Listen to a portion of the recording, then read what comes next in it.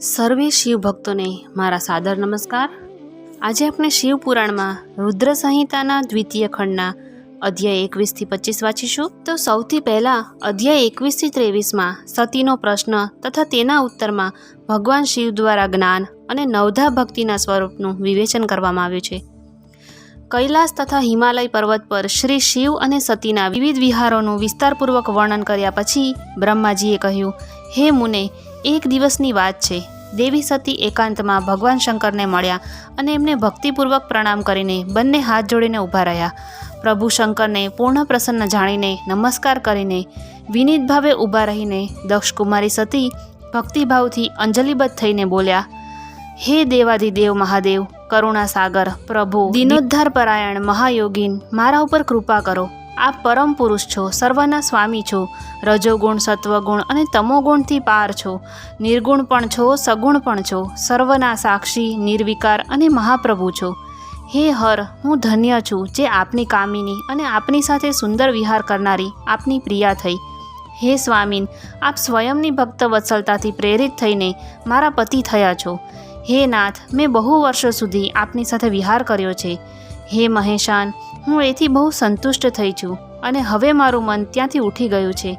હે દેવેશ્વર હર, હવે તો હું એ પરમ તત્વનું જ્ઞાન પ્રાપ્ત કરવા ચાહું છું જે નિરાતિશય સુખપ્રદાયક છે તથા જે દ્વારા જીવ સંસાર દુઃખથી અનાયાસ જ ઉદ્ધાર મેળવી લે છે।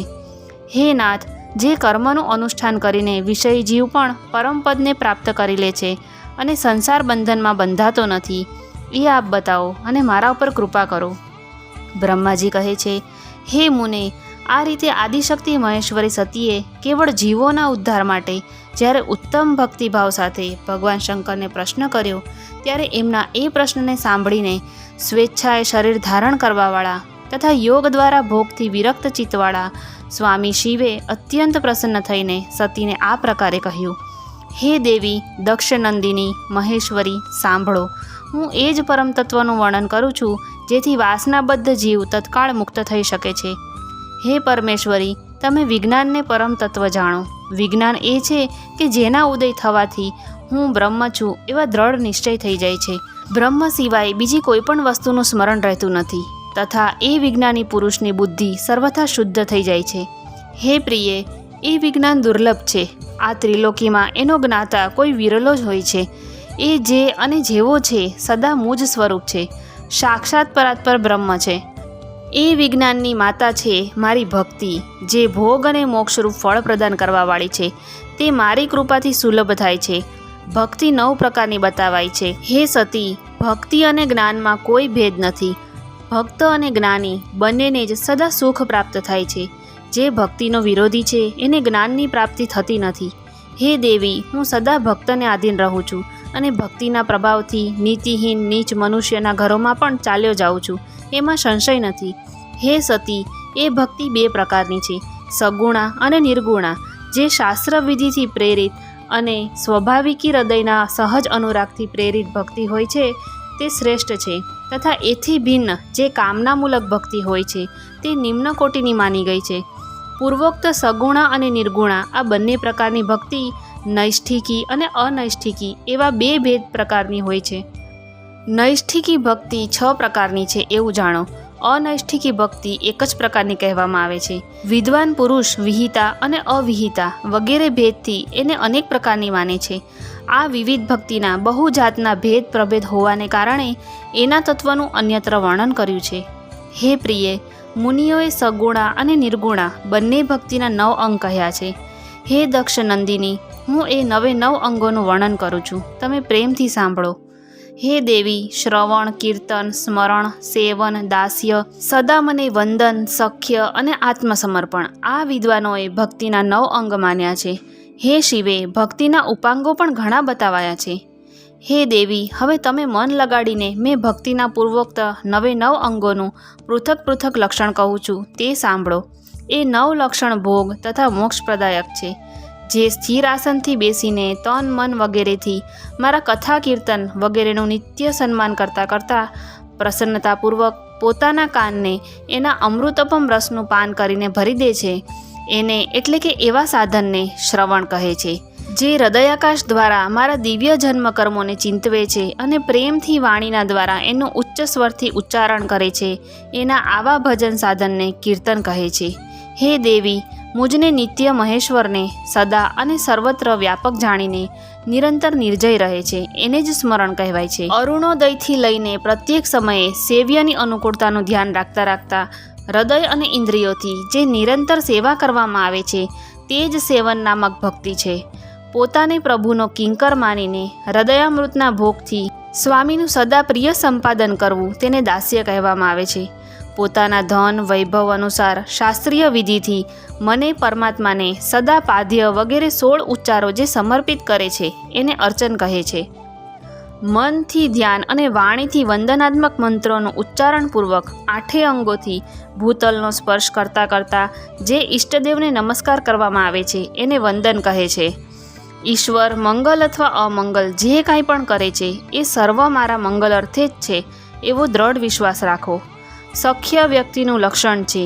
દેહ વગેરે જે કાંઈ પણ પોતાની કહી શકાય એવી વસ્તુ છે એ સર્વ ભગવાનની પ્રસન્નતા માટે એમને જ સમર્પિત કરીને પોતાના નિર્વાહ માટે પણ કશું જ બચાવી ન રાખવું અથવા નિર્વાહની ચિંતાથી પણ રહિત થઈ જવું તેને આત્મસમર્પણ કહેવાય છે. આ મારી ભક્તિના 9 અંગ છે જે ભોગ અને મોક્ષ પ્રદાયક છે. એથી જ્ઞાનનું પ્રાગટ્ય થાય છે અને આ સર્વ સાધન મને અત્યંત પ્રિય છે. મારી ભક્તિના ઘણા ઉપાંગો પણ કહેવાયા છે, જેમ કે બિલ્વ વગેરેનું સેવન વગેરે એને વિચારથી સમજી લેવા જોઈએ. હે પ્રિયે, આ મારી ભક્તિ સાંગોપાંગ સર્વથી ઉત્તમ છે. એ જ્ઞાન વૈરાગ્યની જનની છે અને મુક્તિ એની દાસી છે. આ સદા સર્વ સાધનોની ઉપર બિરાજમાન છે. એ દ્વારા સંપૂર્ણ કર્મોના ફળની પ્રાપ્તિ થાય છે. આ ભક્તિ મને સદા તમારી સમાન જ પ્રિય છે. જેના ચિત્તમાં નિરંતર નિત્ય અને આ ભક્તિ નિવાસ કરે છે એ સાધક મને અત્યંત પ્રિય વહાલો લાગે છે. હે દેવેશ્વરી, 3 લોકમાં 4 યુગોમાં ભક્તિની સમાન બીજો કોઈ સુખદાયક માર્ગ નથી. કલયુગમાં તો આ વિશેષ સુખદ અને સુવિધાજનક છે. હે દેવી, કળયુગમાં ઘણું કરીને જ્ઞાન અને વૈરાગ્યનો કોઈ ગ્રાહક નથી. તેથી એ બંને વૃદ્ધ, ઉત્સાહશૂન્ય અને જર્જર થઈ ગયા છે. પરંતુ ભક્તિ કળયુગમાં તથા અન્ય સર્વ યુગોમાં પણ પ્રત્યક્ષ ફળ દેનારી છે. ભક્તિના પ્રભાવથી હું સદા એના વશમાં રહું છું, એમાં સંશય નથી. સંસારમાં જે ભક્તિમય પુરુષ છે એને હું સદા સહાયતા કરું છું અને એના સર્વ વિઘ્નો દૂર હટાવું છું.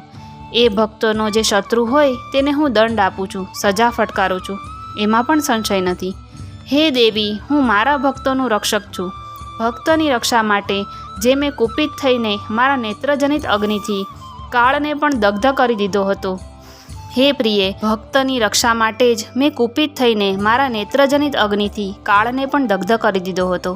હે પ્રિયે, ભક્તને માટે મેં પૂર્વકાળમાં સૂર્ય પર પણ અત્યંત ક્રુદ્ધ થઈ ગયો હતો અને શૂલ લઈને એમને મારી ભગાવ્યા હતા. હે દેવી, ભક્તને માટે મેં સૈન્ય સહિત રાવણને પણ ક્રોધપૂર્વક છોડી દીધો હતો અને એનો ક્યારેય પક્ષપાત કર્યો ન હતો. હે સતી, હે દેવેશ્વરી, બહુ કહેવાથી શો લાભ? હું સદાય ભક્તોને આધીન રહું છું અને ભક્તિ કરનાર પુરુષના અત્યંત વશમાં થઈ જાઉં છું. બ્રહ્માજી કહે છે, હે નારદ, આ રીતે ભક્તોનું મહત્વ સાંભળીને દક્ષ કન્યા સતીને બહુ હર્ષ થયો. એમણે અત્યંત પ્રસન્નતાપૂર્વક ભગવાન શિવને મનોમન પ્રણામ કર્યા. હે મુને, સતી દેવીએ પુનઃ ભક્તિકાંડ વિષયક શાસ્ત્રના વિષયમાં ભક્તિપૂર્વક પૂછ્યું. એમણે જિજ્ઞાસા કરી કે જે લોકમાં સુખદાયક તથા જીવોના ઉદ્ધારના સાધનોનો પ્રતિપાદક છે એ શાસ્ત્ર કયા છે. એમણે યંત્ર મંત્ર શાસ્ત્ર, એમનું મહાત્મ્ય તથા અન્ય જીવોદ્ધારક ધર્મમય સાધનોના વિષયમાં વિશેષ રૂપ જાણવાની ઈચ્છા પ્રગટ કરી. સતીના આ પ્રશ્નને સાંભળીને શંકરજીના મનમાં બહુ પ્રસન્નતા થઈ. એમણે જીવોના ઉદ્ધાર માટે સર્વશાસ્ત્રોનું પ્રેમપૂર્વક વર્ણન કર્યું. મહેશ્વરે 5 અંગો સહિત તંત્રશાસ્ત્ર, યંત્રશાસ્ત્ર તથા ભિન્ન ભિન્ન દેવેશ્વરોના મહિમાનું વર્ણન કર્યું. હે મુનીશ્વર, ઇતિહાસ કથા સહિત એ દેવતાઓના ભક્તનો મહિમા અને વર્ણાશ્રમ ધર્મોનું તથા રાજધર્મોનું પણ નિરૂપણ કર્યું. પુત્ર અને સ્ત્રીના ધર્મનો મહિમા ક્યારેય નષ્ટ ન થનાર વર્ણાશ્રમ ધર્મનો અને જીવોને સુખપ્રદાયક વૈદક શાસ્ત્ર તથા જ્યોતિષશાસ્ત્રનું પણ વર્ણન કર્યું. મહેશ્વરે કૃપા કરીને ઉત્તમ સામુદ્રિક શાસ્ત્રનું તથા બીજા પણ ઘણા શાસ્ત્રોનું તત્વતઃ વર્ણન કર્યું. આ રીતે લોકોપકાર કરવા માટે સદ્ગુણ સંપન્ન શરીર ધારણ કરવાવાળા ત્રિલોક સુખદાયક અને સર્વજ્ઞ સતી શિવ હિમાલયના કૈલાસ શિખર પર તથા અન્યોન્ય સ્થાનોમાં વિવિધ પ્રકારની લીલા કરતા હતા.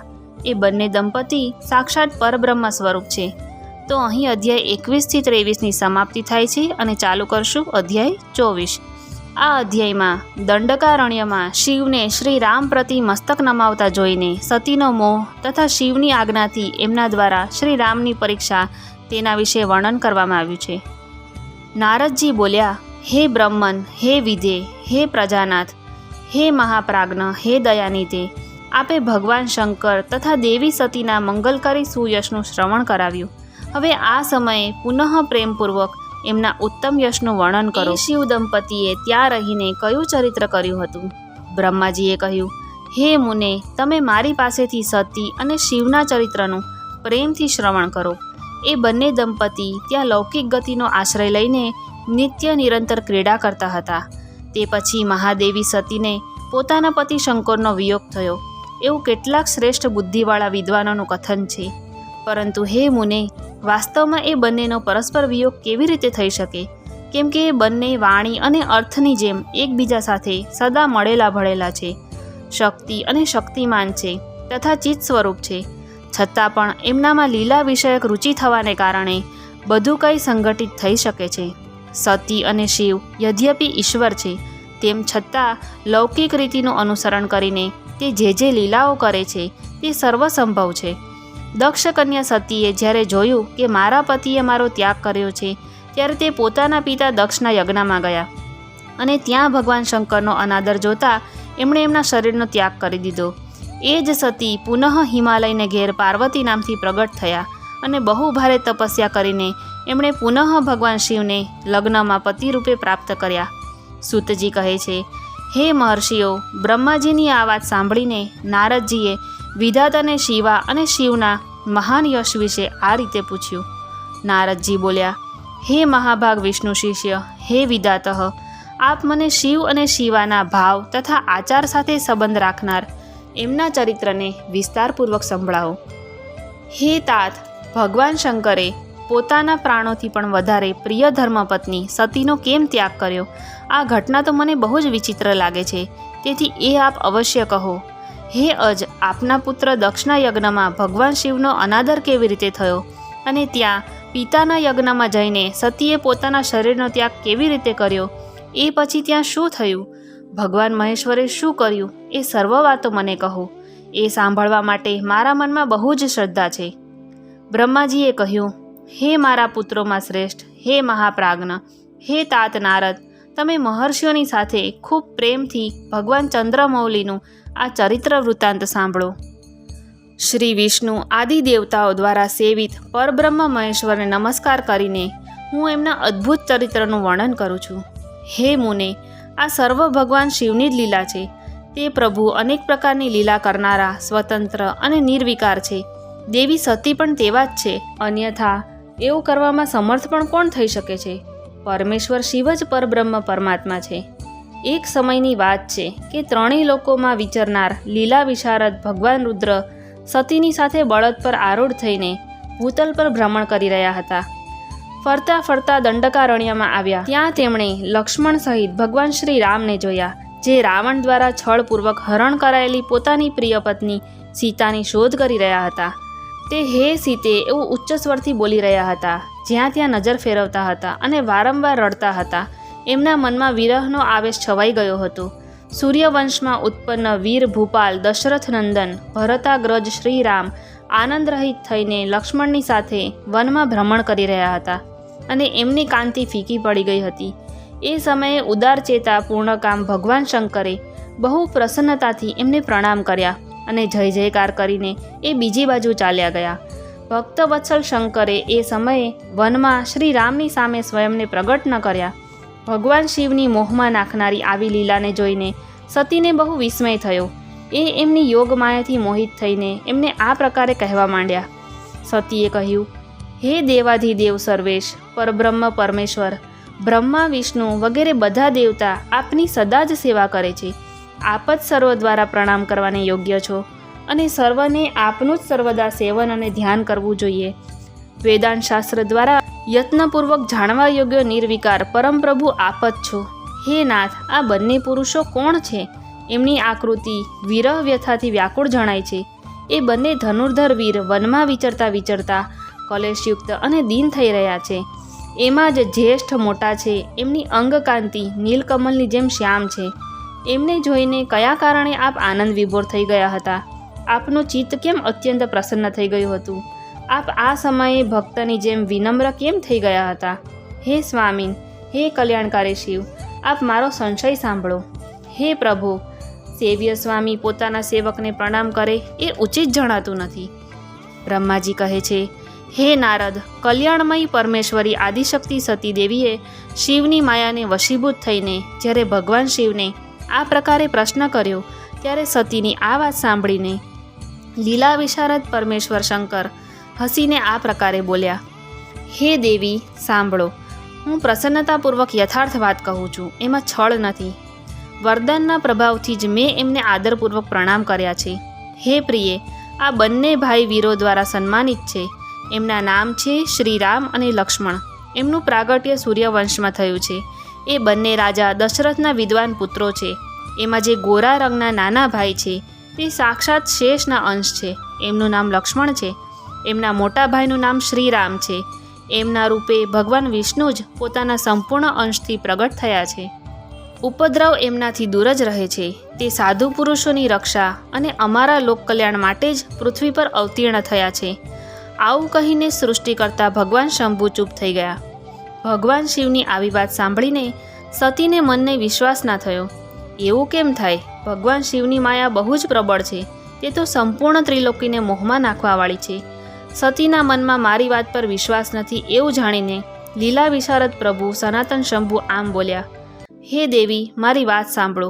જો તમારા મનમાં મારા કથન પર વિશ્વાસ ન હોય તો તમે ત્યાં જઈને સ્વયંની બુદ્ધિથી જ શ્રી રામની પરીક્ષા કરી લો. હે પ્યારી સતી, જેવી રીતે તમારો મોહ અથવા ભ્રમ નષ્ટ થઈ જાય એ જ કરો. તમે ત્યાં જઈને પરીક્ષા કરો. ત્યાં સુધી હું આ વડના ઝાડ નીચે ઊભો છું. બ્રહ્માજી કહે છે, હે નારદ, ભગવાન શિવની આજ્ઞાથી ઈશ્વરી સતી ત્યાં ગયા અને મનમાં ને મનમાં વિચારવા લાગ્યા કે હું વનચારી રામની પરીક્ષા કેવી રીતે કરું. ચાલો સારું, હું સીતાનું રૂપ ધારણ કરીને રામની પાસે પહોંચું. જો રામ સાક્ષાત વિષ્ણુ છે તો બધું જાણી લેશે, નહીં તો એ મને નહીં ઓળખે. એવું વિચાર સતી સીતા બનીને શ્રી રામની પાસે એમની પરીક્ષા લેવા માટે ગયા. સતીને સીતાના રૂપમાં સામે આવેલા જોઈને શિવનો જપ કરતાં કરતાં રઘુકુળ નંદન શ્રીરામ બધું જાણી ગયા અને હસતા હસતા એમને નમસ્કાર કરીને બોલ્યા, હે સતીજી, આપને નમસ્કાર છે. આપ પ્રેમપૂર્વક બતાવો કે ભગવાન શંભુ ક્યાં ગયા છે? તમે પતિ વિના એકલા જ આ વનમાં કેમ અને કેવી રીતે આવ્યા? હે દેવી, તમે તમારું રૂપ છોડીને શા માટે આ નૂતન રૂપ ધારણ કર્યું છે? મારા પર કૃપા કરીને એનું કારણ જણાવો. શ્રી રામચંદ્રજીની આ વાત સાંભળીને સતી એ સમયે આશ્ચર્યચકિત થઈ ગયા. તે શિવજીએ કહેલી વાતનું સ્મરણ કરીને અને એને યથાર્થ સમજીને બહુ લજ્જિત થયા. શ્રીરામને સાક્ષાત વિષ્ણુ જાણીને પોતાના રૂપને પ્રગટ કરીને મનમાં ને મનમાં જ ભગવાન શિવના ચરણારવિંદોનું ચિંતન કરી પ્રસન્નચિત્ત થયેલા સતી એમને આ પ્રમાણે કહેવા લાગ્યા, હે રઘુનંદન, સ્વતંત્ર પરમેશ્વર ભગવાન શિવ મારા તથા અન્ય પાર્ષદોની સાથે પૃથ્વી પર ભ્રમણ કરતાં કરતાં આ વનમાં આવી ગયા હતા. અહીં એમણે સીતાની શોધમાં લાગેલા લક્ષ્મણ સહિત આપને જોયા. એ વખતે સીતાને માટે તમારા મનમાં કલેશ દુઃખ વધારે હતા અને તમે વિરહ શોકથી પીડિત જણાતા હતા. એ અવસ્થામાં તમને પ્રણામ કરીને એ ચાલ્યા ગયા અને પેલા વડના વૃક્ષની નીચે હજુ સુધી ઊભા છે. ભગવાન શિવ બહુ આનંદ સાથે તમારા વૈષ્ણવ રૂપના ઉત્કૃષ્ટ મહિમાનું ગાન કરી રહ્યા હતા. જો કે એમણે તમને ચતુર્ભુજ વિષ્ણુ રૂપે નથી જોયા, તેમ છતાં દર્શન કરતાં જ એ આનંદ વિભોર થઈ ગયા હતા. આ નિર્મલ રૂપને જોતા એમને ખૂબ આનંદ થયો. આ વિશે મારા પૂછવાથી ભગવાન શંભુએ જે વાત કહી એને સાંભળીને મારા મનમાં ભ્રમ ઉત્પન્ન થઈ ગયો. તેથી હે રાઘવેન્દ્ર, મેં એમની આજ્ઞા લઈને આપની પરીક્ષા કરી છે. હે શ્રીરામ, હવે મને જણાયું કે તમે સાક્ષાત વિષ્ણુ છો. તમારી સમગ્ર પ્રભુતા મેં મારા નેત્રો વડે જોઈ છે. હવે મારો સંશય દૂર થઈ ગયો છે. તો પણ હે મહામતે, તમે મારી વાત સાંભળો. મને સાચે સાચું બતાવો કે તમે ભગવાન શિવના વંદનીય કેવી રીતે થઈ ગયા. મારા મનમાં આ જ એક સંદેહ છે, એ દૂર કરી દો અને શીઘ્ર જ મને પૂર્ણ શાંતિ પ્રદાન કરો. સતીનું આ વચન સાંભળીને શ્રી રામના નેત્ર પ્રફુલ્લ કમળની સમાન ખીલી ઉઠ્યા. એમણે મનમાં ને મનમાં પોતાના પ્રભુ ભગવાન શિવનું સ્મરણ કર્યું. સાથે એમના હૃદયમાં પ્રેમના પૂર રેલાયા. હે મુને, આજ્ઞા ન હોવાને કારણે તે સતીની સાથે ભગવાન શિવની નિકટ ન ગયા અને મનમાં ને મનમાં એમના મહિમાનું વર્ણન કરીને શ્રી રઘુનાથજીએ સતીને કહેવાનો પ્રારંભ કર્યો. તો અહીં આપણે અધ્યાય 24ને વિશ્રામ આપશું અને ચાલુ કરશું અધ્યાય 25. આ અધ્યાયમાં શ્રી શિવ દ્વારા ગોકુલધામમાં શ્રી વિષ્ણુનો ગોપેશ પદ પર અભિષેક અને એમને પ્રણામ કર્યા તે પ્રસંગ સાંભળીને શ્રી રામનો સતીના મનનો સંદેહ દૂર કરવો, સતીનો શિવ દ્વારા માનસિક ત્યાગ, તેના વિશે વર્ણન કરવામાં આવ્યું છે. શ્રી રામ બોલ્યા, હે દેવી, પ્રાચીન કાળમાં એક સમયે પરમ સ્રષ્ટા ભગવાન શંભુએ પોતાના પરાત્મર ધામમાં વિશ્વકર્માને બોલાવીને એમના દ્વારા પોતાની ગોશાળામાં એક રમણીય ભવન બનાવડાવ્યું, જે બહુ જ વિસ્તૃત હતું. એમાં એક સિંહાસનનું પણ નિર્માણ કરાવ્યું. એ સિંહાસન પર ભગવાન શંકરે વિશ્વકર્મા દ્વારા એક છત્ર બનાવડાવ્યું, જે ખૂબ જ દિવ્ય, સદાને માટે અદ્ભુત અને પરમ ઉત્તમ હતું. ત્યાર પછી એમણે બધી જ બાજુએથી ઇન્દ્રી આદિ દેવગણો, સિદ્ધો, ગાંધર્વો, નાગ તથા સંપૂર્ણ ઉપદેવોને પણ ત્યાં બોલાવ્યા. સમસ્ત વેદ અને આગમો, પુત્રો સહિત બ્રહ્માજીને, મુનિઓને તથા અપ્સરાઓ સહિત સમસ્ત દેવીઓને, જે વિવિધ પ્રકારની વસ્તુઓથી સંપન્ન હતી, એ સૌને આમંત્રણ આપ્યું. એ સિવાય પણ દેવતાઓ, ઋષિઓ, સિદ્ધો અને નાગલોકની 16 કન્યાઓ પણ બોલાવી, જેમના હાથમાં માંગલિક વસ્તુઓ હતી. હે મુને, વીણા, મૃદંગ વગેરે વિવિધ પ્રકારોના વાદ્ય વગાડીને સુંદર ગીતો દ્વારા મહાન ઉત્સવ રચ્યો. સંપૂર્ણ ઔષધિઓની સાથે રાજ્યાભિષેકને યોગ્ય દ્રવ્ય એકત્ર કરવામાં આવ્યું. પ્રત્યક્ષ તીર્થોના જળથી ભરેલા 5 કલશ પણ મંગાવવામાં આવ્યા. એ સિવાય પણ બીજી ઘણી બધી દિવ્ય સામગ્રી ભગવાન શંકરે પાર્ષદો દ્વારા મગાવી અને ઉચ્ચ સ્વરથી વેદ મંત્રોનો ઘોષ કરાવડાવ્યો. હે દેવી, ભગવાન વિષ્ણુની પૂર્ણ ભક્તિથી મહેશ્વર દેવ સદા પ્રસન્ન રહેતા હતા. એટલા માટે એમણે પ્રીતિયુક્ત હૃદયથી શ્રી હરિને વૈકુંઠથી બોલાવ્યા અને શુભ મુહૂર્તમાં શ્રી હરિને એ શ્રેષ્ઠ સિંહાસન પર બેસાડીને મહાદેવજીએ સ્વયં જ પ્રેમપૂર્વક એમને સર્વ પ્રકારના આભૂષણોથી વિભૂષિત કર્યા. એમના માથા પર મનોહર મુગટ પહેરાવ્યો અને અનેક મંગલ કૌતુક થયા. આ બધું થઈ ગયા પછી મહેશ્વરે સ્વયં બ્રહ્માંડ મંડપમાં શ્રી હરિનો અભિષેક કર્યો અને એમને પોતાનું બધું જ ઐશ્વર્ય પ્રદાન કર્યું. શ્રી હરિનું સ્તવન કર્યું અને પોતાની પરાધીનતાને સર્વત્ર પ્રસિદ્ધ કરતા એ લોક કરતા બ્રહ્માને આ પ્રકારે કહેવા લાગ્યા. મહેશ્વરે કહ્યું, હે લોકેશ, આજથી મારી આજ્ઞા અનુસાર એ વિષ્ણુ હરિ સ્વયં મારા વંદનીય થઈ ગયા છે. આ વાતને બધા જ સાંભળી રહ્યા છો. હે તાત, તમે સંપૂર્ણ દેવતાઓની સાથે શ્રી હરિને પ્રણામ કરો અને આ વેદ મારી આજ્ઞાથી મારી જેમ જ આ રીતે શ્રી હરિનું વર્ણન કરે. શ્રી રામચંદ્રજી કહે છે, હે દેવી, ભગવાન વિષ્ણુની શિવ ભક્તિ જોઈને પ્રસન્નચિત્ત થયેલા વરદાયક ભક્તવત્સલ રુદ્રદેવે ઉપરયુક્ત વાત કહીને સ્વયં જ શ્રી ગરુડધ્વજને પ્રણામ કર્યા. ત્યાર પછી બ્રહ્મા આદિ દેવતાઓ, મુનિઓ વગેરે પણ એ સમયે શ્રી હરિની વંદના કરી. ત્યાર પછી અત્યંત પ્રસન્ન થયેલા ભક્તવત્સલ મહેશ્વરે દેવતાઓ સમક્ષ શ્રી હરિને મોટા મોટા વરદાનો આપ્યા. મહેશ બોલ્યા, હે હરે, તમે મારી આજ્ઞાથી સંપૂર્ણ લોકોના કર્તા, પાલક અને સંહારક થાઓ. ધર્મ, અર્થ અને કામના દાતા તથા દુર્નીતિ અથવા અન્યાય કરનારા દુષ્ટોને દંડ દેનારા બનો. મહાન બળ પરાક્રમથી સંપન્ન જગત પૂજ્ય જગદીશ્વર બની રહો. સમરાંગણમાં તમને કોઈ જીતી શકે નહીં. મારાથી પણ ક્યારેય તમે પરાજિત નહીં થાઓ. તમે મારી આપેલી 3 પ્રકારની શક્તિઓ ગ્રહણ કરો. એક તો ઈચ્છા આદિની સિદ્ધિ, બીજી વિવિધ પ્રકારની લીલાઓ પ્રગટ કરવાની શક્તિ અને ત્રીજી 3 લોકમાં નિત્ય સ્વતંત્રતા. હે હરે, જેઓ તમારો દ્વેષ કરવાવાળા છે તેઓ નિશ્ચય જ મારા દ્વારા પ્રયત્નપૂર્વક દંડનીય હશે. હે વિષ્ણુ, હું તમારા ભક્તોને ઉત્તમ મોક્ષ પ્રદાન કરીશ. તમે આ માયાને પણ ગ્રહણ કરો, જેનું નિવારણ કરવું દેવતા વગેરે માટે પણ કઠણ છે તથા જેનાથી મોહિત થઈને આ વિશ્વ જળરૂપ થઈ જશે. હે હરે, તમે મારી ડાબી ભુજા છો અને વિધાતા મારી જમણી ભુજા છે. તમે વિધાતાના પણ ઉત્પાદક અને પાલક થશો. મારા હૃદયરૂપ જે રુદ્ર છે એ જ હું છું. એ રુદ્ર તમારા અને બ્રહ્મા વગેરે દેવતાઓના પણ નક્કી પૂજ્ય જ છે. તમે અહીં રહીને વિશેષ રૂપે સંપૂર્ણ જગતનું પાલન કરો. વિવિધ પ્રકારની લીલાઓ કરનાર વિભિન્ન અવતારો દ્વારા સદા સર્વની રક્ષા કરતા રહો. મારા ચિન્મય ધામમાં તમારું જે આ પરમ વૈભવશાળી અને અત્યંત ઉજ્જવળ સ્થાન છે તે ગોલોક નામથી પ્રખ્યાત થશે. હે હરિ, ભૂતળ પર જે તમારા અવતાર થશે તે સર્વના રક્ષક અને મારા ભક્ત હશે. હું એમના અવશ્ય દર્શન કરીશ. તેઓ મારા વરદાનથી સદા પ્રસન્ન રહેશે. શ્રી રામચંદ્રજી કહે છે, હે દેવી, આ રીતે શ્રી હરિને પોતાનું અખંડ ઐશ્વર્ય સોંપીને ઉમાવલ્લભ ભગવાન હર કૈલાસ પર્વત પર રહીને પોતાના પાર્ષદોની સાથે સ્વચ્છંદ ક્રીડા કરે છે. ત્યારથી ભગવાન લક્ષ્મીપતિ ત્યાં ગોપવેશ ધારણ કરીને આવ્યા અને ગોપ ગોપી તથા ગાયોના અધિપતિ થઈને ખૂબ જ પ્રસન્નતાથી સાથે રહેવા લાગ્યા.